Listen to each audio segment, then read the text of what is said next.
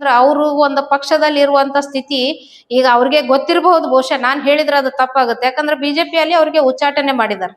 ಆದ್ರೂ ಕೂಡ ಮತ್ತೆ ಇದು ಒಂದು ಅವ್ರ ಪರವಾಗಿ ಇವ್ರು ಮಾತಾಡ್ತಿದ್ದಾರೆ. ಅಲ್ಲಿ ತಮ್ಮಲ್ಲಿ ತಾವು ತಾರತಮ್ಯ ಇಟ್ಕೊಂಡು ನಮ್ಮ ಕಾಂಗ್ರೆಸ್ ಪಕ್ಷದ ಬಗ್ಗೆ ಹೇಳಕ್ ಯಾವ್ದೇ ಒಂದು ನೈತಿಕತೆ ಅವ್ರಿಗಿಲ್ಲ. ಈಗ ನಗರ ಶಾಸಕರು ಇದ್ದಾರೆ, ಅದಕ್ಕೆ ಅಭಿವೃದ್ಧಿ ಮಾಡುವಂತ ಕೆಲಸ ಅವ್ರು ಮಾಡ್ತಾ ಇಲ್ಲ, ಗಲಭೆಯನ್ನು ಎಬ್ಬಿಸುವಂತ ಕೆಲಸ ಅವ್ರು ಮಾಡ್ತಾ ಇದಾರೆ. ಅದಕ್ಕೆ ಅವರು ಮನವರಿಕೆ ಮಾಡ್ಕೋಬೇಕು. ಅಭಿವೃದ್ಧಿ ಕೆಲಸ ಮಾಡಿದ್ರೆ ನನ್ಗೆ ಏನಾದ್ರು ಮುಂದೆ ಒಂದು ಒಳ್ಳೆ ಅವಕಾಶ ಸಿಗುತ್ತಾ, ಸ್ಥಾನಮಾನ ಸಿಗುತ್ತೆ ಅಂತ ಹೇಳಿ ಅವ್ರ ಮನೆಯಲ್ಲಿ ಧ್ವಜವನ್ನು ಪೂಜಿಸ್ತಾರ. ನಾವೆಲ್ಲರೂ ನೀವೆಲ್ಲರೂ ದೇವ್ರುಗಳು ಪೂಜಿಸ್ತೀವಿ, ಅವ್ರ ಧ್ವಜವನ್ನು ಪೂಜಿಸ್ತಾರ. ಇದ್ರಲ್ಲೇ ಗೊತ್ತಾಗುತ್ತೆ ಯಾರು ಏನು ಅನ್ನೋದು. ಇವ್ರ ಮನೆಗಳಲ್ಲಿ ಬಿಜೆಪಿ ಅವ್ರ ಮನೆಗಳಲ್ಲಿ ಒಂದು ನಾಯಿ ಕೂಡ ಒಂದು ಸ್ವತಂತ್ರ ಹೋರಾಟ ಮಾಡದಂತವ್ರು ಇಲ್ಲ.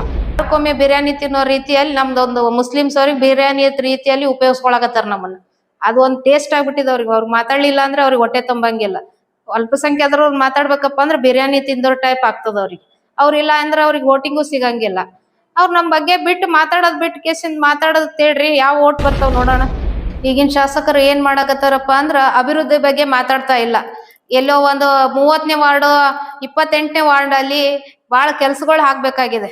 ಅದನ್ನ ಬಿಟ್ಬಿಟ್ಟು ನಾನು ಒಂದು ಫೋಕಸ್ ಏನ್ ಹೇಳ್ತದಾರಪ್ಪ ಅಂದ್ರ ನಾ ಸಿಂಗಾಪುರ್ ಮಾಡೀನಿ, ನಾ ಫಾರಿನ್ ಮಾಡೀನಿ ಅಂತ ಹೇಳಾಕತ್ತಾರ. ಆ ತರ ಯಾವ್ದೇ ಒಂದು ಅಭಿವೃದ್ಧಿ ಆಗಿಲ್ಲ. ಅಭಿವೃದ್ಧಿ ಬಗ್ಗೆ ಮಾತಾಡ್ರಿ ಅಂದ್ರೆ ಬರೀ ಹಿಂದೂ ಮುಸ್ಲಿಮ್ಸ್ ಬಗ್ಗೆ ಮಾತಾಡ್ಕೊಂತ ಅವ್ರು ಹೊಂಟಿದ್ದಾರೆ. ತಮ್ಮ ಒಂದು ಪಕ್ಷದಲ್ಲೇ ತಮಗೆ ಸ್ಥಾನಮಾನ ಉಳಿಸ್ಕೊಳ್ಳಾರ್ದವ್ರು ನಮ್ಮ ಕಾಂಗ್ರೆಸ್ ಪಕ್ಷದ ಬಗ್ಗೆ ಬಜೆಟ್ ಬಗ್ಗೆ ಇವ್ರಿಗೆ ಹೇಳಕ್ ಯಾವ್ದೇ ಒಂದು ನೈತಿಕತೆ ಇಲ್ಲ. ಅದನ್ನ ನಿಮ್ಮ ಒಂದು ಏನು ಟೋಪಿ ವಾಲ ಬುರ್ಕಾವಾಲ ಅನ್ನೋದು ಒಂದು ಭಾಷೆ ಇದೆಯಲ್ಲ, ಅದನ್ನ ಮೊದಲು ತೆಗೆದು ಅಭಿವೃದ್ಧಿ ಕಡೆ ನಿಮ್ಮ ಗಮನ ಹರಿಸ್ರಿ ಅಂತ ಹೇಳ್ಬಿಟ್ಟು ನಮ್ದೊಂದು ನಿಮ್ಮ ಹತ್ರ ವಿನಂತಿ. ಶಾಸಕರು ಈಗೇನ ಅಲ್ಪಸಂಖ್ಯಾತರ ಮೇಲೆ ಇಷ್ಟೊಂದು ದ್ವೇಷದ ಭಾಷಣಗಳನ್ನ ಮಾಡಾಕತ್ತೀರಿ, ನೀವೊಂದ್ ಸ್ವಲ್ಪ ನೆನಪಿಟ್ಕೋಬೇಕು. ಹಿಂದೆ ಏನ ಟೋಪಿ ಹಾಕೊಂಡು ನಮಾಜ್ ಮಾಡಿದಿರಿ, ಸುರ್ಕುಂಬ ಕುಡ್ದಿದ್ದೀರಿ, ಇವೆಲ್ಲ ಮಾಡಿದಿರಿ. ತಾವು ಕೂಡ ಗೊತ್ತಿದ್ದವ್ರೆ. ಇದನ್ನೆಲ್ಲ ಮಾಡಿ ಒಂದು ಒಂದ್ ಬ್ಯಾಂಕಿಗೋಸ್ಕರ ಜಯ ಸಿಗ್ಲಿಲ್ಲ ಅನ್ನೋದಕ್ಕಿನ್ನ ಅವ್ರು ಈಗ ಆಲ್ರೆಡಿ MLA ಇದ್ದಂಗೆ. ಯಾಕಪ್ಪ ಅಂದ್ರ ಇವ್ರು ಏನು ಬೋಗಸ್ ಓಟ್ಗಳನ್ನ ಮಾಡಿಸಿ ನೀವು ಗೆದ್ದಿದ್ದೀರಿ ಶಾಸಕರು ಇಲ್ಲಿನವರು. ನಿಮಗೆ ಅದು ನೈತಿಕತೆ ಯಾವುದೇ ಹಕ್ಕು ಇಲ್ಲ MLA ಆಗುವಂಥದ್ದು. ಆದ್ರೆ ಕಾನೂನು ಬಾಹಿರವಾಗಿ ನೀವು ಗೆದ್ದಿದ್ದೀರಿ. ಯಾಕಂದ್ರ ಓಟ್ ಚೋರಿ ಕೆಲಸ ಮಾಡಿದಿರಿ ನೀವು. ನಿಜವಾಗ್ಲೂ ಗೆದ್ದಂತವ್ರು ನಮ್ಮ ಹಮೀದ್ ಮುಷ್ರಫ್ ಅವರು ಅಂತ ನಾನು ಹೇಳಕ್ ಇಷ್ಟಪಡ್ತೀನಿ. ಅಭ್ಯರ್ಥಿ ಆದಂತ ನಮ್ಮ ಹಮೀದ್ ಮುಷ್ರಫ್ ಸರ್ ಅವರಿಗೆ ಜನಗಳು ಆಶೀರ್ವಾದ ಮಾಡಿದ್ದಾರೆ. ಅವರು ಎಲ್ಲಾ ಮನಸ್ಸಿನಲ್ಲಿ ಎಲ್ಲಾ ಸರ್ವ ಜಾತಿಯವರ ಜೊತೆ ಇದ್ದಾರೆ. ಅವ್ರ ಮನಸ್ಸಿನಲ್ಲಿ ದೇವರಾಗಿ ಉಳ್ಕೊಂಡಿದ್ದಾರೆ.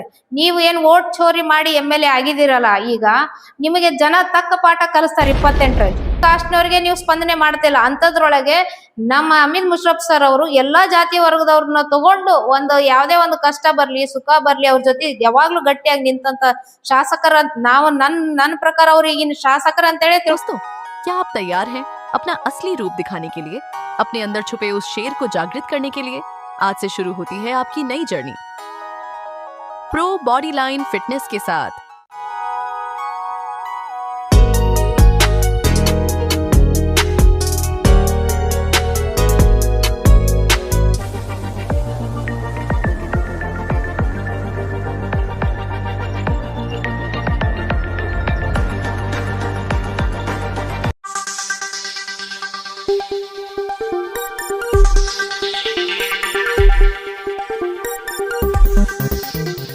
यस न्यूज में आप सभी दर्शकों का स्वागत है। मैं आपके साथ इलियास बड़ेघर। आइए देखते हैं आज की खबर क्या कहती है। ಬಿಜೆಪಿಯವರು ನಮ್ಮ ಕಾಂಗ್ರೆಸ್ ಸರ್ಕಾರ ಬಜೆಟ್ ಮಂಡನೆ ಮಾಡಿದ ಬಗ್ಗೆ ಅಪರಾಧವನ್ನ ಹೊರಿಸ್ತಾ ಇದ್ದಾರೆ. ಯಾಕಪ್ಪ ಅಂದ್ರ ಅವ್ರಿಗೆ ಇಂಥ ಸರ್ಕಾರದಲ್ಲಿ ಒಂದು ಒಳ್ಳೆ ಬಜೆಟ್ ಮಂಡನೆ ಮಾಡಿದವ್ರ ಇತಿಹಾಸದಲ್ಲಿ ನೋಡಿರ್ಲಿಕ್ಕಿಲ್ಲ ಬಹುಶಃ. ಯಾಕಂದ್ರ ಅವರಿಗೆ ಬಜೆಟ್ ಮಂಡನೆ ಮಾಡೋದು ಗೊತ್ತಿಲ್ಲ. ಯಾಕಂದ್ರೆ ರೈತರನ್ನ ಮತ್ತು ಮಹಿಳೆಯರಿಗೆ ಒಂದು ಬಜೆಟ್ ನಲ್ಲಿ ಕೆಳಗಿಳಿಸುವಂತಹ ಬಜೆಟ್ ಕೇಂದ್ರ ಸರ್ಕಾರ ಮಾಡಿದೆ. ಅದೇ ರೀತಿ ನಾವು ಕಾಂಗ್ರೆಸ್ನವ್ರು ಮಾಡ್ತಾರಂತ ಹೇಳಿ ಅವ್ರನ್ನ ಅನ್ಕೊಂಡಿದ್ರು. ಬಡವರ ಬಗ್ಗೆ ಅವರಿಗೆ ಇನಾಯದಂತ ಕೀಳಿರಿಮೆ ಇದೆ ಬಿಜೆಪಿ ಸರ್ಕಾರದವರಿಗೆ. ಈ ಯಾಕಪ್ಪ ಅಂದ್ರ ಈಗ ನಮ್ಮ ಯತ್ನಾಳ್ ಸಾಹೇಬ್ರು ನಗರ ಶಾಸಕರು ಆದಂತ ಯತ್ನಾಳ್ ಸಾಹೇಬ್ರು ಏನು ಒಂದು ಸ್ಟೇಟ್ಮೆಂಟ್ ಕೊಡ್ತಾರಪ್ಪ ಅಂದ್ರ 0 ಒಂದು ಬಜೆಟ್ ಇದೆ ಅಂತ ಹೇಳ್ಬಿಟ್ಟು ನಾನ್ ಹೇಳಕ್ ಇಷ್ಟಪಡ್ತೀನಿ. ಫಸ್ಟ್ ಬಿಜೆಪಿ ಇಂದ ಆರಿಸಿ ಬಂದಂತ ಯತ್ನಾಳ್ ಸಾಹೇಬ್ರಿಗೆ ನಗರದಲ್ಲಿ ಏನು ಅಭಿವೃದ್ಧಿ ಆಗಿದೆ ಅಂತ ಹೇಳಿ ಅವರು ನಗರ ಶಾಸಕರಾಗಿ ಒಂದು ಮನವರಿಕೆ ಮಾಡ್ಕೋಬೇಕಾಗಿದೆ. ಯಾಕಂದ್ರ ಬರೇ ಅಲ್ಲಿ ಬಿಜೆಪಿಯಲ್ಲಿ ಮತ್ತ ನಮ್ಮ ಬಿಜಾಪುರ ಜಿಲ್ಲೆಯ ಸಿಟಿಯಲ್ಲಿ ಮೇನ್ ಅಲ್ಪಸಂಖ್ಯಾತರು ಮತ್ತು ಹಿಂದೂಗಳಿಗೆ ಅವರು ಜಗಳ ಹಚ್ಚುವಂತ ಕೆಲಸ ಮಾಡಿದಲ್ಲಿ ಅದರಲ್ಲಿ ಅಭಿವೃದ್ಧಿ ಮಾಡಿದ್ರು ಹೊರತು ನಗರದಲ್ಲಿ ಅಭಿವೃದ್ಧಿ ಕೆಲಸ ಆಗ್ಲಾರ್ದಂಗೆ ಇಟ್ಕೊಂಡು ಕೂರ್ತಿದ್ದಾರೆ. ಇಂಥವ್ರಿಗೆ ಬಜೆಟ್ ಬಗ್ಗೆ ಹೇಳುವಂತ ಯಾವುದೇ ಆದಂತ ನೈತಿಕತೆ ಇಲ್ಲ. ಫಸ್ಟ್ ಆಫ್ ಆಲ್ ನಾನು ಅವ್ರಿಗೆ ಹೇಳೋದು, ಯಾಕಂದ್ರೆ ಬಜೆಟ್ ಬಗ್ಗೆ ಎಲ್ಲರೂ ಕೂಡ ಸಮರ್ಥನೆ ಮಾಡ್ಕೊಂಡಿದ್ದಾರೆ, ಒಳ್ಳೆ ಬಜೆಟ್ ಇದೆ ಅಂತೇಳಿ. ಇವ್ರು ಹೇಳಿದ್ರಿಂದ ಅದು ಕಲಿಬೇಕಾಗಿಲ್ಲ. ಒಂದು ಸರ್ಕಾರ ನಡೆಸುವಂತಹ ಈಗ ನಮ್ಮ ಸಾಮಾನ್ಯ ಸಿದ್ದರಾಮಯ್ಯ ಸಾಹೇಬರು ದಾಖಲೆಯನ್ನು ಮುರಿದಂತಹ ಒಂದು ಇತಿಹಾಸ ಇದೆ. ಇಂಥವ್ರಿಗೆ ಇವ್ರ ಬಜೆಟ್ ಬಗ್ಗೆ ಪಾಠ ಕಲಿಸುವಂತ ಅವಶ್ಯಕತೆ ಇಲ್ಲ ಅಂತೇಳಿ ನಾನು ಹೇಳಲಿಕ್ಕೆ ಇಷ್ಟಪಡ್ತೀನಿ. ಶಾಸಕರು ಹೇಳ್ತಾರೆ ಇದು ಕೊನೆ ಬಜೆಟ್. ಈಗ ಏನಂದ್ರೆ ಅವ್ರ ಬಗ್ಗೆ ಅವ್ರು ಸಮರ್ಥಿಸ್ಕೊಳ್ತಾರೆ. ಆದ್ರೆ ನಮ್ಮ ಕಾಂಗ್ರೆಸ್ ಬಗ್ಗೆ ಪಂಚ ಗ್ಯಾರಂಟಿಗಳ ಯೋಜನೆಯಲ್ಲಿ ಬಡವರಿಗೆ ಬಹಳ ಒಂದು ಆಧುನಿಕ ಅಂತಹ ಒಂದು ಏನು ಇತಿಹಾಸವಿದೆ. ಈ ಗ್ಯಾರಂಟಿ ಯೋಜನೆ ಅಂತೂ ಕೊಟ್ಟಿದ್ದು ಬಿಜೆಪಿ ಅವರೇ ಇದನ್ನ ಕಾಪಿ ಮಾಡ್ತಾ ಇದ್ದಾರೆ. ಇದು ಒಂದು ಈ ತರ ಮಾಡಿದ್ರೆ ನಾಳೆ ನಮ್ಗೆ ಇದು ಆಗ್ತದೆ ಅಂತ ಹೇಳ್ಬಿಟ್ಟು. ಬಟ್ ನಾವು ಒಂದು ಅಭಿವೃದ್ಧಿ, ಬಡವರ ಪಾಲಿನ ಒಂದು ಅಭಿವೃದ್ಧಿ ಆಗ್ಲಿ ಅಂತ ಹೇಳ್ಬಿಟ್ಟು ಈ ಒಂದು ಯೋಜನೆ ಕೊಟ್ಟಿರುವಂತದ್ದು. ಅದರಲ್ಲಿ ಕೂಡ ಇವ್ರ ತರ ನಾವು ಸುಳ್ಳು ಹೇಳಿ ಅಧಿಕಾರಕ್ಕೆ ಬಂದವರಲ್ಲ. ಏನು ನುಡಿದಿದೀವಿ ಅದರಂತೆ ನಡೆದಿದೀವಿ. ಇವರು 15 ಲಕ್ಷ ಹೇಳಿ 20 ಲಕ್ಷ ಹೇಳಿ ಒಬ್ಬೊಬ್ಬರಿಗೆ ಒಂದೊಂದು ಅಕೌಂಟಿಗೆ ಅಷ್ಟಷ್ಟು ರೊಕ್ಕ ಹಾಕ್ತೀನಂತ ಹೇಳಿ ಝೀರೋ, ಏನು ಬ್ಯಾಲೆನ್ಸ್ ಇಲ್ಲ. ಆ ತರ ಒಂದು ಇವರು ಸುಳ್ಳು ಭರವಸೆಯನ್ನು ಕೊಟ್ಟಿದ್ರು. ಆ ತರ ನಾವು ಅಂತೂ ಸುಳ್ಳು ಭರವಸೆ ಕೊಟ್ಟಿಲ್ಲ. ನಮ್ಮ ಮುಖ್ಯಮಂತ್ರಿಗಳು ಏನು ನುಡಿದಿದ್ದಾರೆ ಅದರಂತೆ ನಡೆದಿದ್ದಾರೆ. ಮುಂದೆ ಕೂಡ ನಡೀತಾರೆ. ಮುಂದೆ ಕೂಡ ನಮ್ಮ ಸರ್ಕಾರ ಬರ್ತದ ಅನ್ನೋದಕ್ಕೆ ಯಾವುದೇ ಒಂದು ಸಂಶಯವಿಲ್ಲ. ಈಗ ಸ್ವಂತ ಕಾಲ್ ಮೇಲೆ ನಿಂತ್ಕೊಳ್ಳುವಂತ ಶಕ್ತಿ ಇರ್ಲಾರ್ದಂತವ್ರ ಬಗ್ಗೆ ನಾವೇನ್ ಹೇಳೋದು? ಯಾಕಂದ್ರೆ ಅವರು ಒಂದು ಪಕ್ಷದಲ್ಲಿ ಇರುವಂತ ಸ್ಥಿತಿ ಈಗ ಅವ್ರಿಗೆ ಗೊತ್ತಿರಬಹುದು. ಬಹುಶಃ ನಾನ್ ಹೇಳಿದ್ರೆ ಅದು ತಪ್ಪಾಗುತ್ತೆ. ಯಾಕಂದ್ರೆ ಬಿಜೆಪಿಯಲ್ಲಿ ಅವ್ರಿಗೆ ಉಚ್ಚಾಟನೆ ಮಾಡಿದ್ದಾರೆ. ಆದ್ರೂ ಕೂಡ ಮತ್ತೆ ಇದು ಒಂದು ಅವ್ರ ಪರವಾಗಿ ಇವ್ರು ಮಾತಾಡ್ತಿದ್ದಾರೆ. ಅಲ್ಲಿ ತಮ್ಮಲ್ಲಿ ತಾವು ತಾರತಮ್ಯ ಇಟ್ಕೊಂಡು ನಮ್ಮ ಕಾಂಗ್ರೆಸ್ ಪಕ್ಷದ ಬಗ್ಗೆ ಹೇಳಕ್ ಯಾವುದೇ ಒಂದು ನೈತಿಕತೆ ಅವ್ರಿಗಿಲ್ಲ ಅಂತ ನಾನು ಅನ್ಕೋತೀನಿ. ಸಾಕಷ್ಟು ಅಭಿವೃದ್ಧಿ ಆಗ್ಬೇಕಾಗಿದೆ. ಈಗ ನಗರ ಶಾಸಕರು ಇದ್ದಾರೆ, ಅದಕ್ಕೆ ಅಭಿವೃದ್ಧಿ ಮಾಡುವಂತ ಕೆಲಸ ಅವ್ರು ಮಾಡ್ತಾ ಇಲ್ಲ. ಗಲಭೆಯನ್ನು ಎಬ್ಬಿಸುವಂತ ಕೆಲಸ ಅವ್ರು ಮಾಡ್ತಾ ಇದಾರೆ. ಅದಕ್ಕೆ ಅವರು ಮನವರಿಕೆ ಮಾಡ್ಕೋಬೇಕು.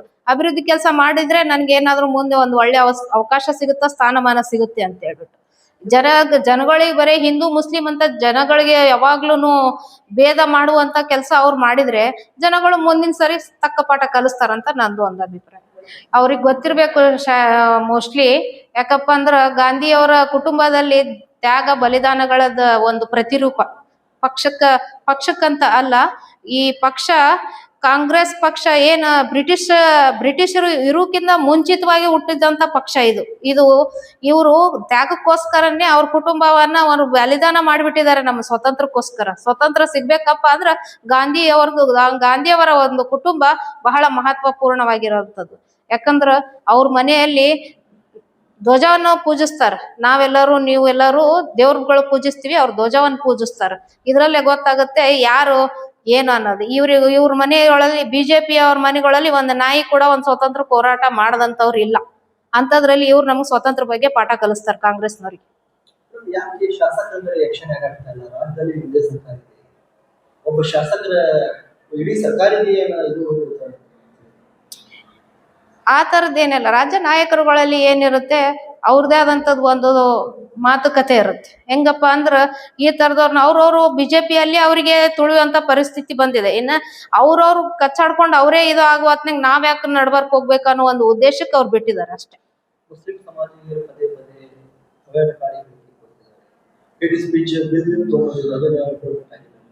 ಯಾಕಂದ್ರ ಅವ್ರಿಗೆ ಏನಪ್ಪಾ ಅಂದ್ರೆ ವಾರಕ್ಕೊಮ್ಮೆ ಬಿರಿಯಾನಿ ತಿನ್ನೋ ರೀತಿಯಲ್ಲಿ ನಮ್ದೊಂದು ಮುಸ್ಲಿಮ್ಸ್ ಅವ್ರಿಗೆ ಬಿರಿಯಾನಿ ರೀತಿಯಲ್ಲಿ ಉಪಯೋಗಿಸ್ಕೊಳಕತ್ತಾರ ನಮ್ಮನ್ನ.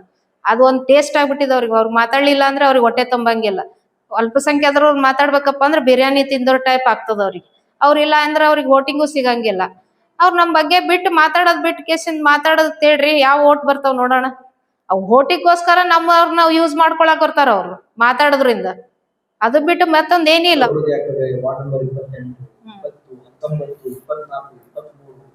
ಸಾಕಷ್ಟು ಮೈನಾರಿಟಿ ವಾರ್ಡ್ಗಳಿದೆ, ಇನ್ನು ಅಭಿವೃದ್ಧಿನಲ್ಲಿ ಆಗಿಲ್ಲ. ಈಗಿನ ಶಾಸಕರು ಏನ್ ಮಾಡಕತ್ತಾರಪ್ಪ ಅಂದ್ರ ಅಭಿವೃದ್ಧಿ ಬಗ್ಗೆ ಮಾತಾಡ್ತಾ ಇಲ್ಲ. ಎಲ್ಲೋ ಒಂದು 30ನೇ ವಾರ್ಡ್ 28ನೇ ವಾರ್ಡ್ ಅಲ್ಲಿ ಬಹಳ ಕೆಲ್ಸಗಳು ಆಗ್ಬೇಕಾಗಿದೆ. ಅದನ್ನ ಬಿಟ್ಬಿಟ್ಟು ನಾನು ಒಂದು ಫೋಕಸ್ ಏನ್ ಹೇಳ್ತದಾರಪ್ಪ ಅಂದ್ರ ನಾ ಸಿಂಗಾಪುರ್ ಮಾಡೀನಿ, ನಾ ಫಾರಿನ್ ಮಾಡೀನಿ ಅಂತ ಹೇಳಾಕತ್ತಾರ. ಆ ತರ ಯಾವ್ದೇ ಒಂದು ಅಭಿವೃದ್ಧಿ ಆಗಿಲ್ಲ. ಅಭಿವೃದ್ಧಿ ಬಗ್ಗೆ ಮಾತಾಡ್ರಿ ಅಂದ್ರೆ ಬರೀ ಹಿಂದೂ ಮುಸ್ಲಿಮ್ಸ್ ಬಗ್ಗೆ ಮಾತಾಡ್ಕೊಂತ ಅವ್ರು ಹೊಂಟಿದ್ದಾರೆ. ಸ್ವತಃ ತಮ್ಮ ಒಂದು ಪಕ್ಷದಲ್ಲೇ ತಮಗೆ ಸ್ಥಾನಮಾನ ಉಳಿಸ್ಕೊಳ್ಳಾರ್ದವ್ರು ನಮ್ಮ ಕಾಂಗ್ರೆಸ್ ಪಕ್ಷದ ಬಗ್ಗೆ ಬಜೆಟ್ ಬಗ್ಗೆ ಇವ್ರಿಗೆ ಹೇಳಕ್ ಯಾವ್ದೇ ಒಂದು ನೈತಿಕತೆ ಇಲ್ಲ. ಯಾಕಪ್ಪ ಅಂದ್ರ ಅವ್ರು ರೆಕಾರ್ಡ್ ಆದಂತಹ ಒಂದು ದಾಖಲೆಯನ್ನು ಮುರಿದಂತ ನಮ್ಮ ಸಿದ್ದರಾಮಯ್ಯ ಸಾಹೇಬರಿಗೆ ಬಜೆಟ್ ಬಗ್ಗೆ ಹೇಳಕ್ ಇವ್ರಿಗೆ ಏನು ಅದ್ರದ್ದು ಅವಶ್ಯಕತೆ ಇಲ್ಲ ಅಂತೇಳಿ ನಂದೊಂದು ವಾದ. ಇದು ನಮಗೆ ಬಡವರ ಪರ, ಜನರ ಪರ, ಬಡವರ ಪರ. ಯಾಕಪ್ಪ ಅಂದ್ರೆ ಕೇಂದ್ರ ಸರ್ಕಾರದವರು ಅಂದಾನಿ ಅಬಾನಿ ಅವರಿಗೆ ಪರವಾಗಿ ಅವ್ರು ನಿಂತಂತವ್ರು, ಇವ್ರು ನಮಗೆ ಬಡವರ ಪರವಾಗಿದ್ದಾರೆ. ಯಾಕಪ್ಪ ಅಂದ್ರ ಪ್ರಜೆಗಳಿಗೆ ಪಡುವುದೇ ಪ್ರಜಾಪ್ರಭುತ್ವ. ಇದನ್ನ ಏನ ಡಾಕ್ಟರ್ BR ಅಂಬೇಡ್ಕರ್ ಅವರು ಹೇಳಿದ್ರು, ಆ ಸಂವಿಧಾನದ ತತ್ವದಡಿಯಲ್ಲಿ ನಮ್ಮ ಸಿದ್ದರಾಮಯ್ಯ ಸಾಹೇಬರು ಒಂದು ಬಜೆಟ್ ಮಂಡನೆ ಮಾಡಿದಾರ ಅಂತೇಳಿ ನಂದೊಂದು ವಾದ.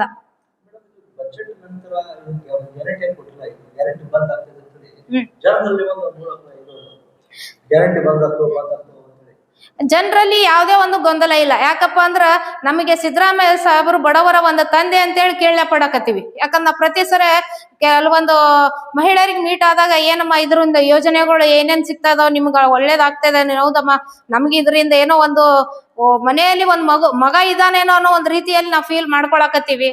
ಯಾಕಂದ್ರ ನಮ್ಗೆ ಯಾರು ದುಡಿಲಿಲ್ಲ ಅಂದ್ರೂ ನಮ್ಗೆ ಇವತ್ತು ನಮ್ಮ ಮಗನ ರೀತಿಯಲ್ಲಿ ಸಿದ್ದರಾಮಯ್ಯ ಸಾಹೇಬ್ರು ನಮ್ದೊಂದು ಅನ್ನ ಉಣ್ಸಾಕತ್ತಾರ ಅನ್ನೋ ಒಂದ್ ರೀತಿಯಲ್ಲಿ ನಾವು ಟ್ರೀಟ್ ಮಾಡ್ಲಾಕತ್ತೀವಿ ಅಂತೇಳಿ ಒಂದು ಜನರ ಹತ್ರ ನಮಗ್ ಕೇಳಿ ಬರ್ಲಾಕತ್ತದ.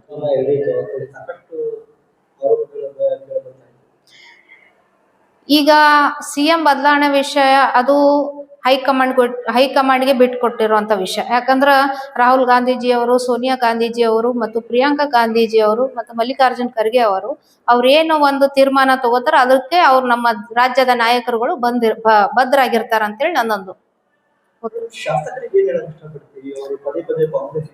ಶಾಸಕರಿಗೆ ನಾ ಹೇಳೋದಿಷ್ಟೇ, ಭಾರತ ದೇಶದಲ್ಲಿ ಹುಟ್ಟಿದೀವಿ, ಭಾರತ ದೇಶದಲ್ಲೇ ಸಾಯ್ತೀವಿ ಅಂದ್ಮೇಲೆ ನಿಮಗೆ ದ್ವೇಷ ಅನ್ನೋದು ಯಾವ ಮನುಷ್ಯನ ಮೇಲೂ ಬರಬಾರ್ದು, ಅದರಲ್ಲಿ ಅಲ್ಪಸಂಖ್ಯಾತರ ಬಳಿ ಬರಬಾರ್ದು. ಯಾಕಪ್ಪ ಅಂದ್ರ ದೇಶಕ್ಕೋಸ್ಕರ ಬಹಳ ಜನ ನಮ್ಮಲ್ಲಿ ಕೂಡ ಪ್ರಾಣ ತ್ಯಾಗ ಮಾಡಿದವರಿದ್ದಾರೆ. ನೀವು ಅದನ್ನ ನಿಮ್ಮ ಒಂದು ಏನು ಟೋಪಿವಾಲ ಬುರ್ಕಾವಾಲ ಅನ್ನೋದು ಒಂದು ಭಾಷೆ ಇದೆಯಲ್ಲ, ಅದನ್ನ ಮೊದಲು ತೆಗೆದು ಅಭಿವೃದ್ಧಿ ಕಡೆ ನಿಮ್ಮ ಗಮನ ಹರಿಸ್ರಿ ಅಂತ ಹೇಳ್ಬಿಟ್ಟು ನಮ್ದೊಂದು ನಿಮ್ಮ ಹತ್ರ ವಿನಂತಿ. ಶಾಸಕರು ಈಗೇನ ಅಲ್ಪಸಂಖ್ಯಾತರ ಮೇಲೆ ಇಷ್ಟೊಂದು ದ್ವೇಷದ ಭಾಷೆಗಳನ್ನ ಮಾಡಕತ್ತೀರಿ, ನೀವೊಂದ್ ಸ್ವಲ್ಪ ನೆನಪಿಟ್ಕೋಬೇಕು. ಹಿಂದೆ ಏನ ಟೋಪಿ ಹಾಕೊಂಡು ನಮಾಜ್ ಮಾಡಿದಿರಿ, ಸುರ್ಕುಂಬ ಕುಡ್ದಿದ್ದೀರಿ, ಇವೆಲ್ಲ ಮಾಡಿದಿರಿ. ತಾವು ಕೂಡ ಗೊತ್ತಿದ್ದವ್ರೆ. ಇದನ್ನೆಲ್ಲ ಮಾಡಿ ಒಂದು ಒಂದ್ ಬ್ಯಾಂಕಿಗೋಸ್ಕರ ನೀವು ರಾಜಕಾರಣ ಮಾಡುವಂತದಲ್ಲಿ ಮಾಡ್ರಿ. ಎಲ್ಲಾ ಮಾನವೀಯತೆ ಮರೆತು ನೀವು ಮಾಡಕ್ ಹೋಗ್ಬೇಡ್ರಿ. ನಿಮಗ್ ಓಟ್ ಸಮಯದಲ್ಲಿ ಅಷ್ಟೇ ರಾಜಕೀಯ ಮಾಡ್ರಿ. ಬಾಕಿ ಟೈಮ್ದೊಳಗ ನೀವು ಎಲ್ಲ ಒಂದೇ ಅನ್ನೋ ಸಂದೇಶ ಕೊಟ್ರೆ ನಿಮ್ಗ ಮುಂದಿನ ಸಲ ಅವಕಾಶ ಜನಗಳು ಮಾಡ್ಕೊಡ್ಬಹುದು. ಇದೇ ರೀತಿ ಹೋದ್ರ 28ಕ್ಕೆ ಖಂಡಿತವಾಗ್ಲಿ ನೀವು ಮನೆಯಲ್ಲಿ ಕುಂದ್ರು ಶತಸಿದ್ಧ. ಯಾರು ಸರ್ತಿಲ್ಲ ಅಭ್ಯರ್ಥಿ, ಇದಕ್ಕೆ ಮುಸ್ಲಿಂಗಳ ಅಂತ ಹೇಳಿ ಹೇಳ್ತಾರೆ. ಯಾಕೆ ಅವ್ರು